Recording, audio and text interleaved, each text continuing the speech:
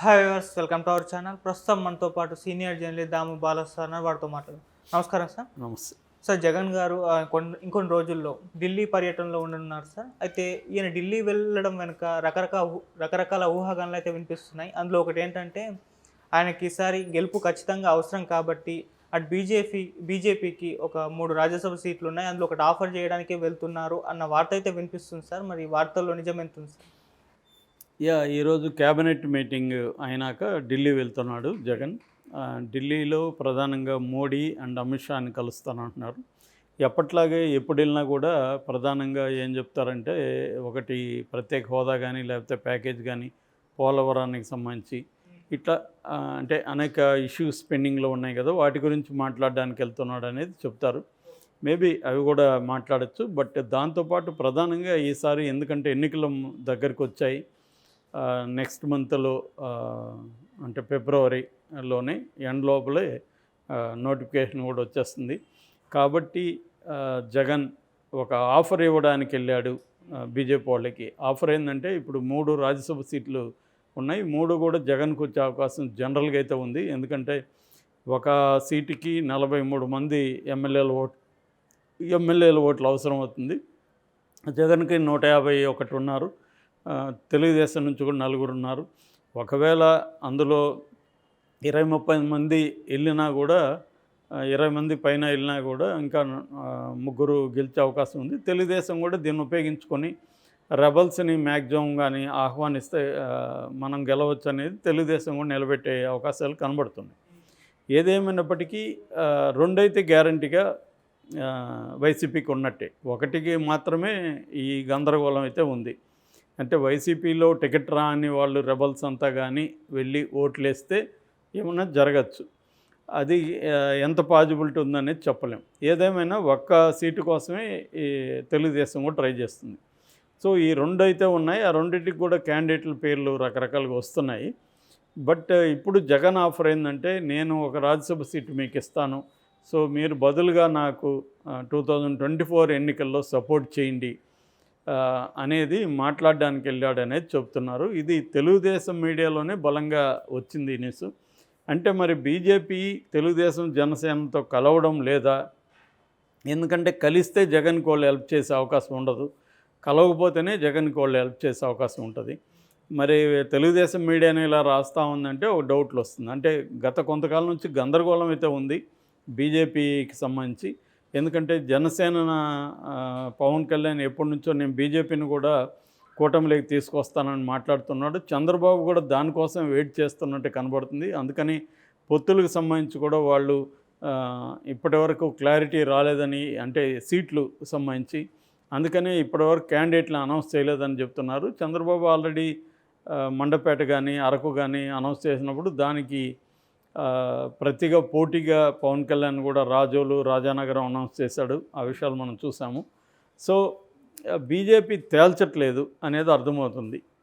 అందుకని పవన్ కళ్యాణ్ యాక్చువల్గా 27వ తేదీ ఢిల్లీ వెళ్తాడని అప్పట్లో పుకార్లు వచ్చాయి. కానీ ఢిల్లీ నుంచి ఇంకా పిలుపు కన్ఫర్మ్ కాలేదని చెప్తున్నారు పవన్ కళ్యాణ్కి. మేబీ జగన్తో మాట్లాడినాక, వాళ్ళు ఒక నిర్ణయానికి వచ్చినాక అప్పుడు పవన్ కళ్యాణ్తో మాట్లాడే అవకాశం ఉందని చెప్తున్నారు. అంటే జగన్తో వ్యూహాలు చర్చించి మేము తెలుగుదేశం కూటమితో వెళ్ళాలా లేదా అనేది అప్పుడు వాళ్ళు నిర్ణయించుకుంటారు అనేది అంటున్నారు.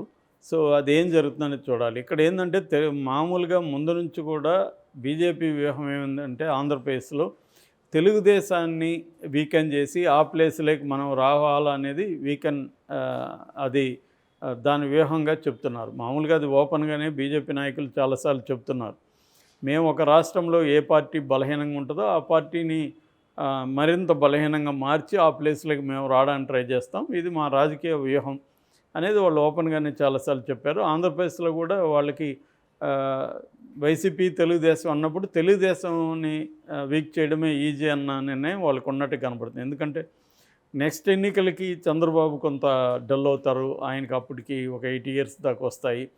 సో లోకేష్ ఇంకా ఆ స్థాయి నాయకుడికి ఎదగడానికి టైం పడుతుంది. కాబట్టి ఈ టైంలో తెలుగుదేశం మీద ఫోకస్ చేసి తెలుగుదేశాన్ని దెబ్బకొట్టి, తెలుగుదేశానికి ఉన్న సామాజిక బేస్ ఏదైతే ఉందో, అంటే కమ్మ అండ్ కాపు ఈ రెండింటిని అని దెబ్బ కొట్టగలిగితే మనం ఆ ప్లేస్లోకి వెళ్ళొచ్చు, దాని తర్వాత జగన్ సంగతి చూడొచ్చు అన్న ఒక స్ట్రాటజీ బీజేపీకి ఉంది. అందుకని స్ట్రాటజిక్గా వాళ్ళు కమ్మ సామాజిక వర్గం అండ్ ఎన్టీఆర్ ఫ్యామిలీలో ఉన్న పురంధేశ్వరిని రాష్ట్ర అధ్యక్షురాలుగా చేయడం, రెండవది చిరంజీవికి ఈ పద్మ విభూషణ్ అవార్డు ఇవ్వడం, ఇప్పుడు ఆయనకి రాజ్యసభ కూడా ఆఫర్ చేసి కేంద్ర మంత్రి పదవి కూడా ఇస్తారని చెప్తున్నారు. అంటే ఒక కాపు సామాజిక వర్గాన్ని కమ్మ సామాజిక వర్గాన్ని కానీ తమ వైపు లాక్కుంటే తెలుగుదేశానికి బేస్ ఈ రెండు వర్గాలు కాబట్టి ఈ రెండు వర్గాలు తమ వైపు అట్రాక్ట్ చేస్తే తెలుగుదేశంలో కోపు లేదనుకున్నప్పుడు చాలామంది అటు నుంచి మన వైపు వస్తారు అన్నది బీజేపీ వ్యూహంగా కనిపిస్తుంది. ఆ వ్యూహాన్ని మరి ఇప్పటి నుంచి అమలు చేస్తారా లేదో తెలియదు. ఇప్పటి నుంచి అమలు చేసేటైతే ఖచ్చితంగా వాళ్ళు తెలుగుదేశం జనసేన కూటమిలోకి రాకపోవచ్చు, రాకుండా వీక్ చేయడానికి ట్రై చేయొచ్చు, జగన్ని ఇండైరెక్ట్గా వాళ్ళు బలపరిచే యాక్టివిటీలోకి వెళ్ళచ్చు. అది కానీ జరిగితే మాత్రం తెలుగుదేశం జనసేనలకు ఇబ్బంది ఉంటుంది. ఇంకోవైపు ఏంటంటే బీజేపీ లాంగ్ టర్మ్ స్ట్రాటజీ ఇప్పుడు నేను చెప్పింది అట్లా కాకుండా ఇమీడియట్గా మనకు కొన్ని సీట్లు వస్తే బాగుంటుంది అనుకుంటే మాత్రం తెలుగుదేశంతో కలిసే అవకాశం ఉంది. ఏదేమైనా జగన్తో వాళ్ళు ఫ్రెండ్లీగానే ఉంటున్నారు. వాళ్ళు ఏంటంటే ఆంధ్రప్రదేశ్లో వాళ్ళకి ఏ రకమైన ఉనికి ఇప్పటివరకు లేదు. 1% ఓట్లు కూడా 2019లో రాలేదు, ఇంకా దిగజారిందే కానీ పెరిగింది ఏమీ లేదు ఈ 5 ఏళ్లలో. అందువల్ల బీజేపీ ఏం ఆలోచిస్తుందంటే మనం ఎవరికి ఓపెన్గా సపోర్ట్ ఇవ్వకుండా ఉంటే ఇక్కడున్న 25 ఎంపీ సీట్లు రేపు ఎవరికి వచ్చినా మనవే, అవి మన అకౌంట్లోనే ఉంటాయి. అట్లాగే రాజ్యసభలో కూడా ఎవరు బలం ఎక్కువ ఉన్నా కూడా వాళ్ళు మనల్నే సపోర్ట్ చేస్తారు, ఏ బిల్లు పెట్టినా మనకి సపోర్ట్ చేస్తారు. ఆల్రెడీ అదే చేస్తున్నారు. తెలుగుదేశం సపోర్ట్ చేస్తుంది, వైసీపీ సపోర్ట్ చేస్తుంది. దీన్నే షర్మిల ఇప్పుడు ఫోకస్లోకి తీసుకొస్తుంది. అంటే ఇక్కడ ఆంధ్రప్రదేశ్లో పార్టీలు అన్నీ కూడా బీజేపీ వైపే ఉన్నాయి.